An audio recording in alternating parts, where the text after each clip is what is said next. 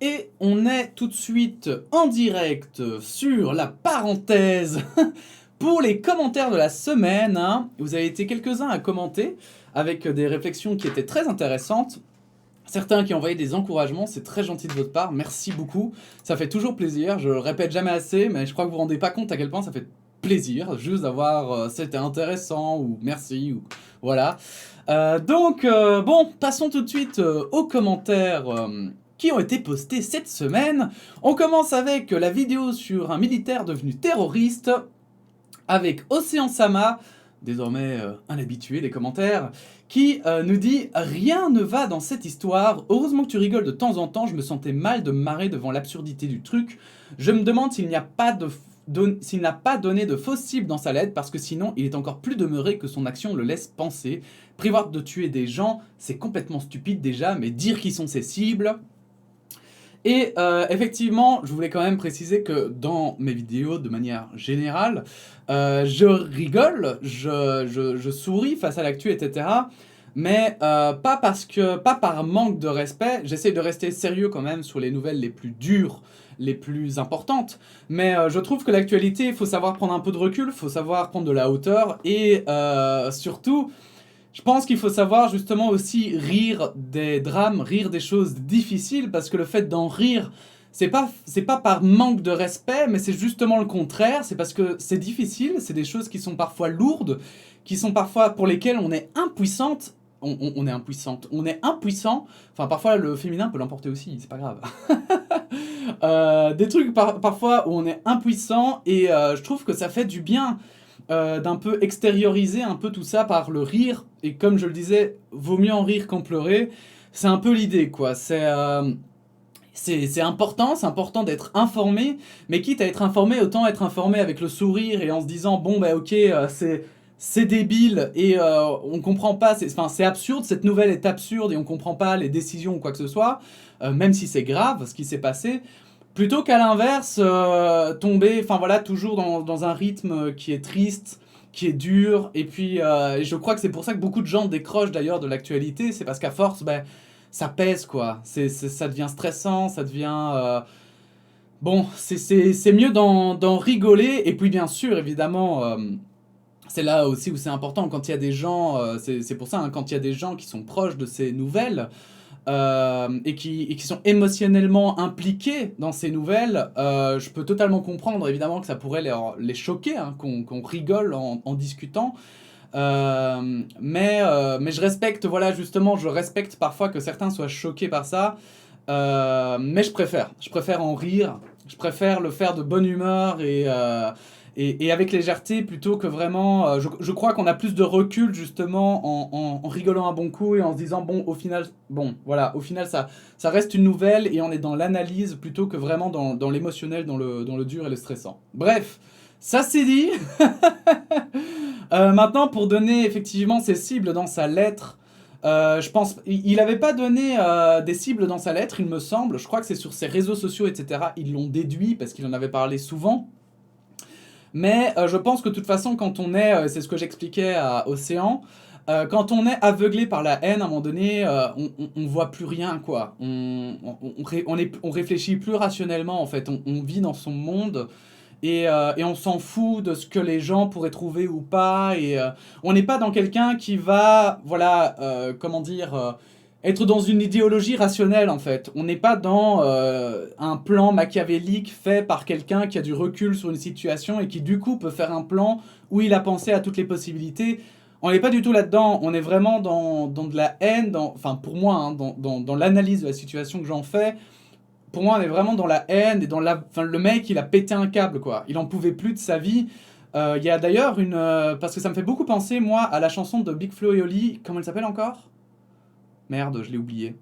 Mais je vous conseille d'aller l'écouter. Je sais plus comment elle s'appelle. C'est avec Keivan Kojandi. Ken Kojandi, pardon. C'est ça. C'est un père de famille qui un jour pète un câble et bute toute sa famille en fait. Juste comme ça, parce que le quotidien, la routine, le tue en fait. Le tue psychologiquement. Et donc un jour il se retrouve à massacrer toute sa famille. Et la chanson parle de ça en fait, et je trouve ça, j'ai l'impression que c'est vraiment un peu la même chose quoi. C'est le militaire et à un moment donné, dans sa tête ça n'allait plus, il en pouvait plus. Est-ce que c'est parce que socialement ça n'allait plus? Est-ce que c'est sa condition de vie? Je ne sais pas. Est-ce qu'il a été influencé par des gens malveillants? J'en ai aucune idée, mais voilà, on n'est plus dans le rationnel dans ce moment-là, on est plutôt justement dans... Est-ce que c'est de la folie? Ça, j'en sais rien. Je suis pas psychiatre ni psychologue, mais on n'en est pas loin, quoi. On s'en rapproche. La ministre de la Défense s'explique, qui rentre évidemment dans la droite lignée de tout ça. Hein. La ministre de la Défense qui avait fait une interview où elle s'expliquait de comment tout ça avait pu se passer. Et on a Sailors là-dessus qui nous dit « Pour la peur de l'extrême gauche, on a toujours plus peur de l'inconnu. De plus, les pays européens sont en grande partie de droite. » Donc dans la vidéo, j'expliquais effectivement que c'était marrant parce que c'était un peu absurde. On n'a jamais vécu dans un système d'extrême gauche, mais pourtant, on craint l'extrême gauche comme la peste, au point que même la gauche est en mode « Ah non, non, non, surtout pas l'extrême gauche. Hein. » Et l'extrême droite, pour la droite, semble plus acceptable que l'extrême gauche. C'est assez particulier. Et là-dessus, je pense que c'est vrai, par rapport à ça, c'est qu'on a peur de l'inconnu, mais j'ai beaucoup de mal à l'expliquer juste par ça. Je me dis que ce qui doit être vrai aussi, c'est que, à mon avis, comme on est dans des systèmes de droite, pardon, il y a beaucoup plus de politiciens et de personnes qui se ressentent, comment dire, qui se retrouvent, pardon, voilà, je cherchais mon mot, qui se retrouvent finalement dans ce que dit l'extrême droite que l'extrême gauche en fait. Parce que l'extrême gauche, finalement, qu'on le veuille ou non, forcément, ce sera totalement différent, j'exagère un peu, mais ce sera différent du système que l'on connaît actuellement. Et moi, je crois que c'est plus... Voilà, alors ça rentre dans la peur de l'inconnu et tout, mais je crois qu'on est plus proche finalement d'une idéologie qui est tellement différente que les gens qui ont l'habitude de faire de la politique ne s'y retrouvent pas dedans. Mais aussi, je pense qu'il y a le terme extrême qui fait extrêmement peur. Le fait que, en fait, c'est pour ça qu'en fait, j'ai un peu de mal, c'est que j'ai envie de dire, l'extrême c'est pas bien, on est tous d'accord que l'extrême c'est pas bien. Mais en fait, le souci c'est de savoir à quel moment on est dans l'extrême. Est-ce qu'aujourd'hui, par exemple, on est dans un système d'extrême droite? En fait, oui et non. En fait, pour moi, oui et non. C'est-à-dire que non, démocratiquement, on n'est pas dans un système d'extrême droite, en tout cas pas encore, mais économiquement, on est dans un système d'extrême droite. Et en fait, je crois que c'est vraiment ça, pour moi, hein, la grosse différence à faire, et je pense que beaucoup de politiciens ne la font pas. C'est que les politiciens, quand on les écoute, l'extrême gauche, ça vient avec la dictature, l'extrême gauche économique, l'extrême gauche sociale, enfin, tout est extrême gauche alors. Alors que pour moi, l'extrême gauche, les gens aujourd'hui qui se proclament d'extrême gauche, il y en a énormément, c'est d'une extrême gauche en fait économique. Et pour moi, par exemple, on peut totalement être dans une démocratie, mais avec, je vais dire, un système économique communiste, par exemple. C'est-à-dire que... alors, j'utilise toujours, parce que pour moi, c'est toujours une image qui parle à tout le monde, mais... donc, quand je dis communiste, j'utilise du coup l'image ici du communisme, c'est-à-dire une seule société avec l'État qui décide finalement les prix, etc. Et en fait, ça pourrait totalement... L'État pourrait être un système démocratique avec des gens qui décident, ben voilà, en fait, on va monter le prix j'invente, mais de la bouffe, et on va baisser le prix de l'essence, par exemple. Ça pourrait totalement se faire comme ça. Et pourtant, ce serait une démocratie. Vous comprenez ce que je veux dire? Donc en fait, pour moi, aujourd'hui, c'est aussi pour ça qu'on a beaucoup peur de l'extrême gauche. C'est parce qu'on mélange tout, quoi. On fait une grosse mélasse. Et l'extrême droite... Mais ça, par contre, c'est vrai que c'est un truc que je comprends pas. C'est que pour moi, cette grosse mélasse devrait être faite aussi avec l'extrême droite. Mais je pense qu'il y a tellement de politiciens qui sont d'extrême droite économique que du coup, quand ils voient l'extrême droite, ils ont l'impression finalement d'avoir des gens qui ont les mêmes pensées qu'eux sur certains points, et donc pour eux, c'est plus acceptable l'extrême droite que l'extrême gauche. Or, pour moi, c'est ça le danger, c'est que l'extrême droite, c'est vrai qu'elle a une extrême droite économique, bien sûr, évidemment, mais c'est pas tout. C'est qu'elle est aussi très extrême droite dans sa politique, en fait, dans sa manière, enfin, extrême droite, je veux dire démocratique, ça paraît un peu absurde, mais où finalement, à un moment donné, eux, leur but, c'est de concentrer le pouvoir à un endroit, ce qui n'est pas forcément le cas dans l'extrême gauche.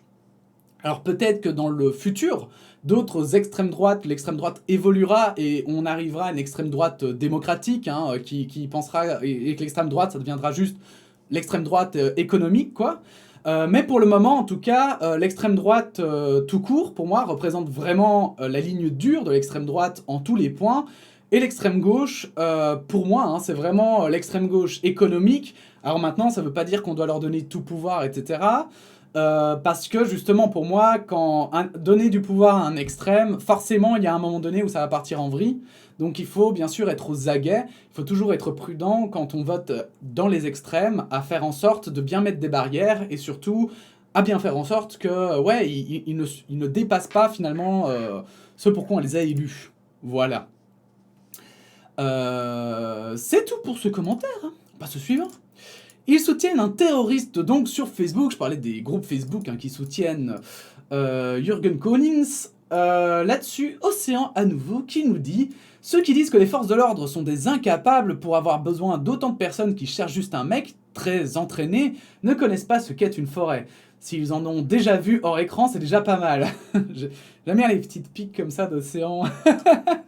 Pour les chiffres des pages de soutien, je suis sûr qu'il y en a un certain nombre qui sont là juste pour suivre ce qui se dit sans soutenir du tout. Donc les chiffres bruts sont pas très représentatifs de la réalité selon moi. Et en effet, c'est vrai que bien sûr, les chiffres, après des chiffres, ce sont juste des chiffres. En plus, ici, c'est l'extrême droite. On a vu qu'ils ont fait des rassemblements et finalement, ils étaient que 200 hein, à soutenir et à se déplacer.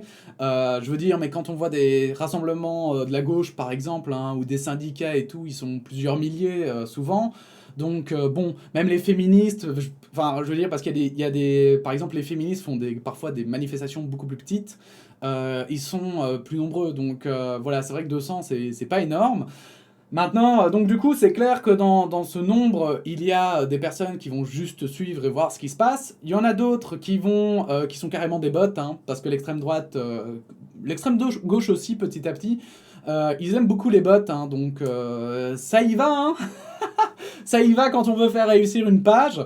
Et mais malgré tout, on voit ces pages monter, on voit des commentaires qui sont dedans. Et pour moi, justement, c'est ça qui est intéressant, c'est qu'on voit dans les commentaires. C'est pour ça que je tenais à faire cette vidéo-là. Et d'ailleurs, les vidéos de Jürgen Konings ont eu pas mal de dislikes. Je ne sais pas du tout si c'est voilà, des gens juste qui viennent, qui font « Ah, c'est pas de mon idée, du coup, je dislike » ou si c'est vraiment des gens, parce que c'est dommage, qui auraient vraiment des choses intéressantes à raconter et qui sont vraiment peut-être en désaccord avec ce que je dis.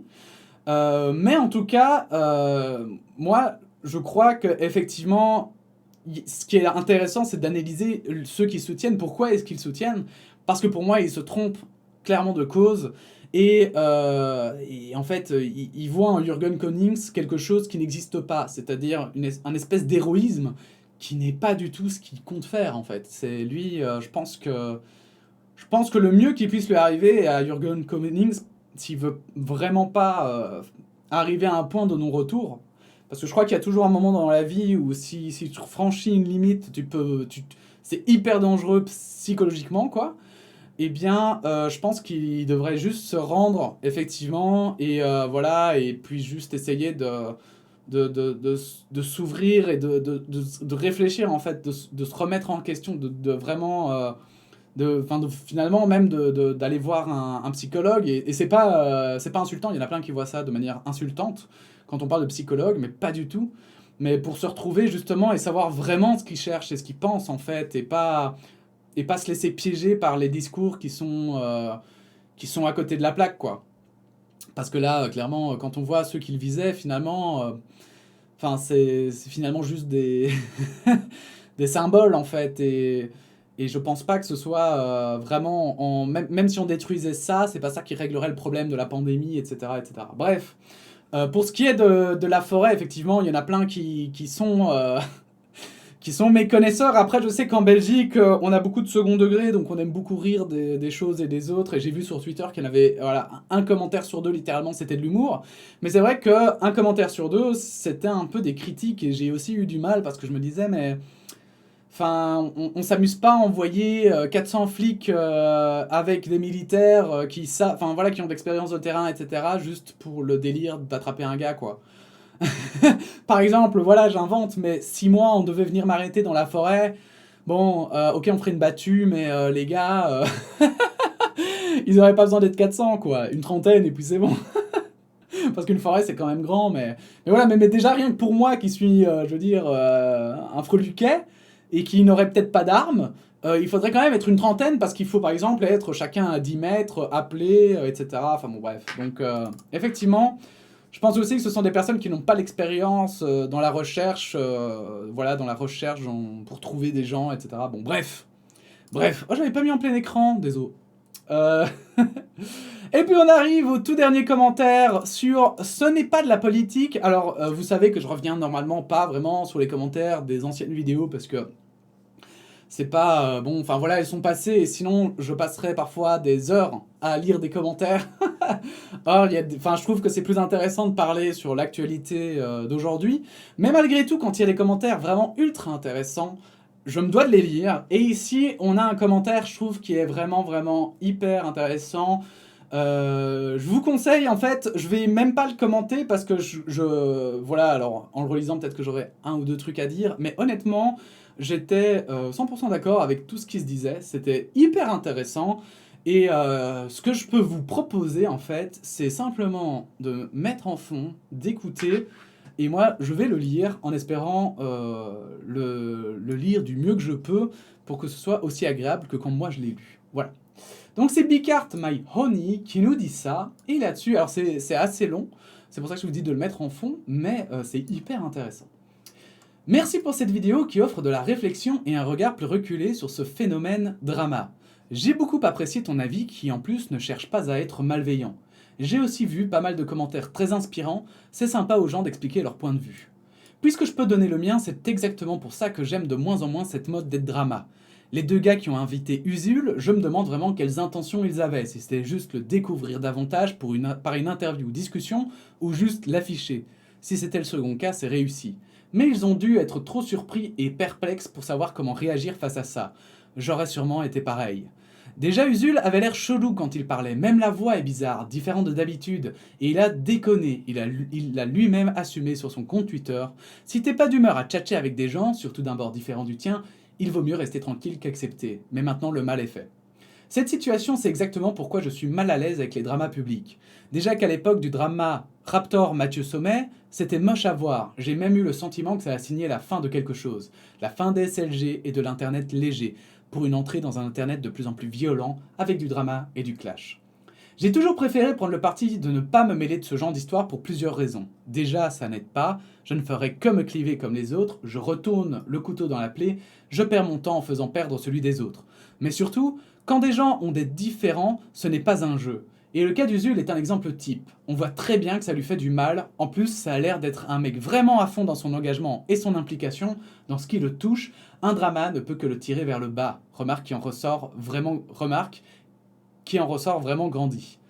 Et avec ça, toutes les personnes concernées sont impactées. C'est pourquoi je demande s'il ne vaudrait pas mieux laisser toutes ces personnes tranquilles régler leurs affaires entre elles. En voulant un peu regarder par curiosité le parcours politique de certains pour voir un peu les expériences, j'ai vu une vidéo de Tatiana où elle expliquait pourquoi elle avait quitté LFI. Au final, je ne sais pas si c'est une réponse directe à cette vidéo avec Usul ou si c'était sorti avant, mais ça pourrait expliquer pourquoi elle aborde avec autant de détails certains passages. Apparemment, les deux se sont vraiment connus, et à force d'être en désaccord, ça a fini en froid, normal. Mais sérieusement, qui n'a pas vécu une chose similaire? Ou au moins vu ça dans sa vie? Comme quand on voit ses parents se disputer jusqu'au divorce, ou quand on a nous-mêmes coupé les ponts avec des personnes importantes pour nous, c'est le genre de phase rude et éprouvante qui peut nous suivre des années. Alors peut-être que le mieux serait de laisser ces gens régler leurs comptes entre eux, et surtout de ne pas les pousser à rendre publiques leurs histoires. Sinon, ils resteront encore plus longtemps dedans avec toute la négativité qu'ils devront supporter. Ils auront encore plus de difficultés pour tourner la page et quand ça va les suivre, ce sera ravageur sur le long terme. Puis ça se voit que ça les marque déjà. Usul a bien prouvé qu'il avait un vrai problème avec Tatiana. Il n'a pas tourné sa langue dans sa bouche et cette impulsivité qui l'a poussé à dire ce qu'il avait sur le cœur a payé en mal. Je ne saurais pas dire pourquoi il s'est mis à parler d'elle, mais comme ça a l'air d'être un mec au sang chaud, il doit avoir beaucoup de mal à accepter de voir une ancienne collègue, camarade, tenir des discours très différents de lui qui rejoint, au moins selon son point de vue, un genre de discours réunissant des gens souvent hostiles à ses convictions ou à lui-même. Et comme depuis des années il se fait bâcher dans tous les sens alors qu'il passe beaucoup de temps à parler de choses politiques et à exprimer des opinions sur des sujets où il est parfois difficile de le faire, ça doit pas lui faire du bien émotionnellement. Un constat qui peut se voir chez énormément de gens, même si tous n'ont pas les mêmes réactions. Côté Tatiana, j'ai dû voir que 2 vidéos d'elle. C'est pas grand chose certes, mais du peu que j'ai vu d'elle, et du peu que j'ai vu, elle est aussi sacrément sensible sur certains sujets qui suscitent encore une fois des réactions et se rattacher personnellement à des idées, valeurs ou opinions, ça avantage une certaine exposition de sa propre personne quand elle s'exprime sur le net. Ce qui me laisse penser que, comme Usul, elle doit pas vivre la situation avec légèreté.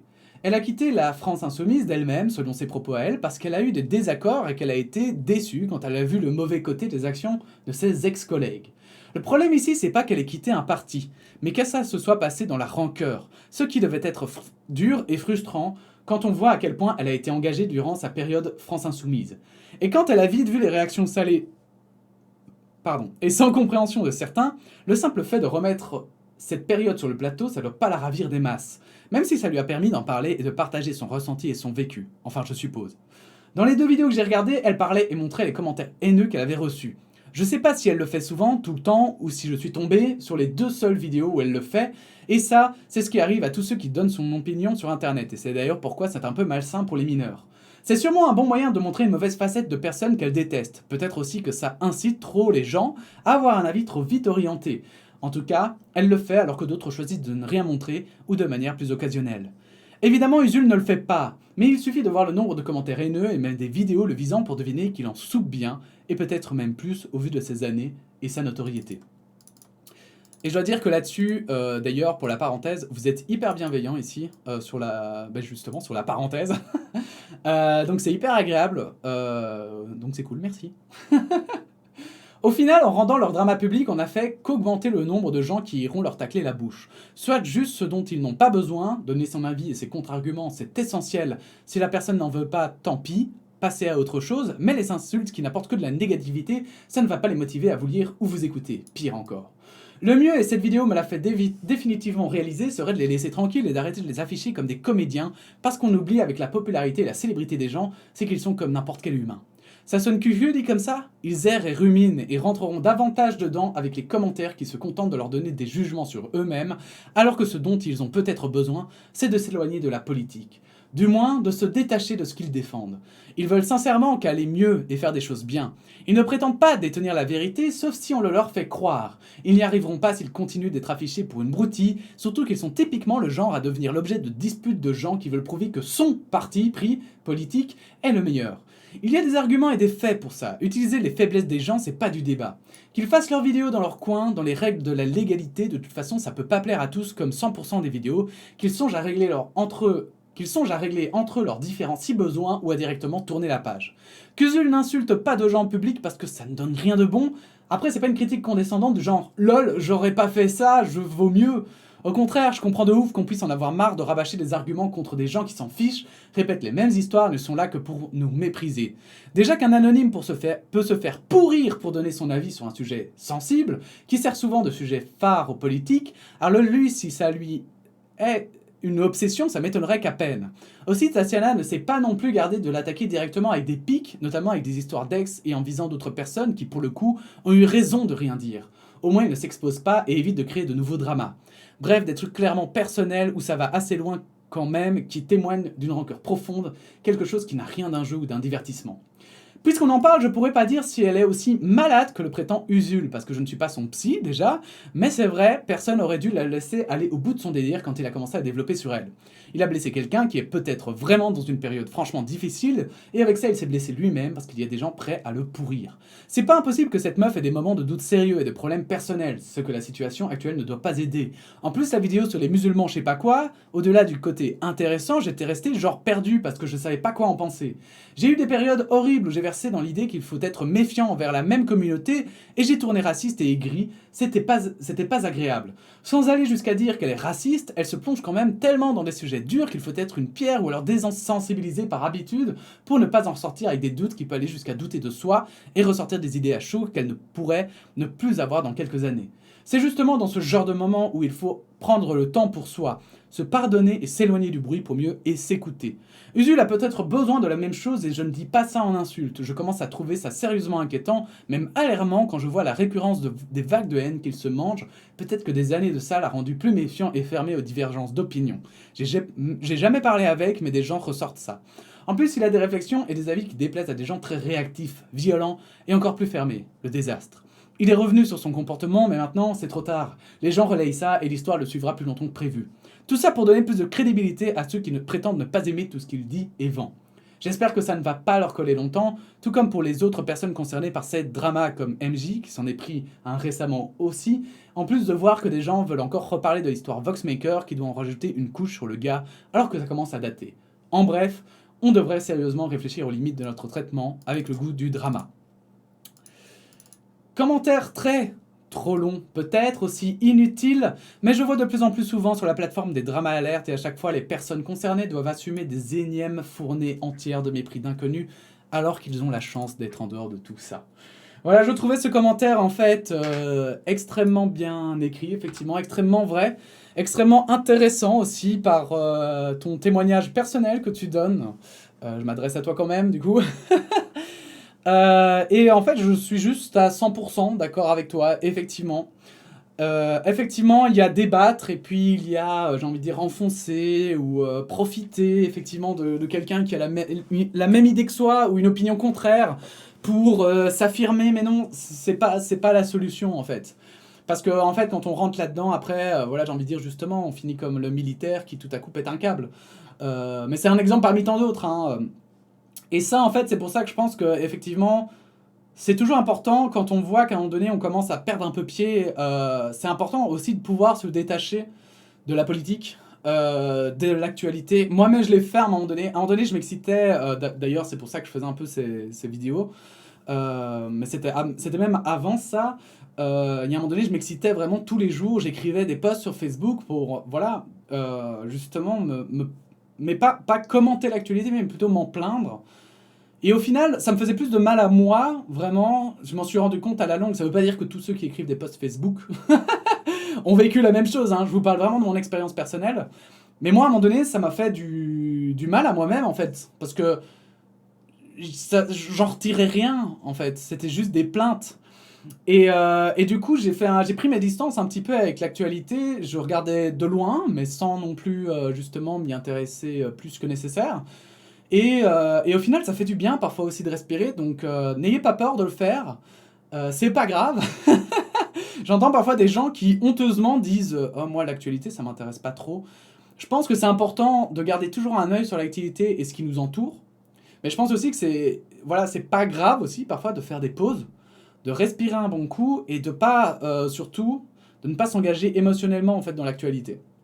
C'est quand on commence à sentir un impact sur soi-même via l'actualité que là on commence on peut commencer à perdre pied. Et c'est là où il faut commencer à être prudent et se dire attends, là quand même, je sais que ça me touche, je sais que ça me rend triste, mais bon, ça reste de l'actu et il faut que je prenne mes distances.